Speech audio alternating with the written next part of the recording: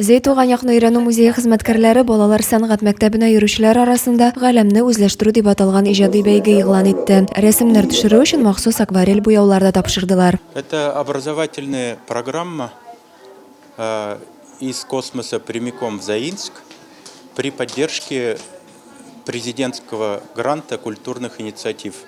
Бу проект буенча сәнгать мәктәбенә йөрүче укучылар галәм турында рәсемнәр ясаячаклар. Музей хезмәткәрләре әлеге теманы очраклы сайламаган. Зей Чернушка кушаматлы эт утырган космик аппаратның иске тәкмәк авылы янына төшүе белән тарихка кереп калды. Картина ясау өчен укучыларга 1 айдан артык вакыт бирелә. 9 марттан эшләрне музейда күргәзмә итеп тәкъдим итәчәкләр.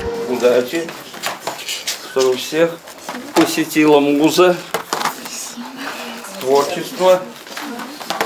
Бүгенге әңгәмәдән соң аларның инде хәзер ниндидер үзләренең күз алларында ниндидер күренешләр бар. Хәзер алар ул күренешләрне, беренче күренешләрен кәгазьгә төшерәчәкләр. Алга таба без бу күренешләрне, бу эскизларны кабатта баетабыз, матурлатабыз. Танылган рәссамнар кулыннан буяуларны алу белән малай кызлар конкурска иҗади якын килеп күз алдында тоткан рәсемнәрен төшерә дә башладылар. Мин космосны ясыйсым килә, шундай бик гади түгел.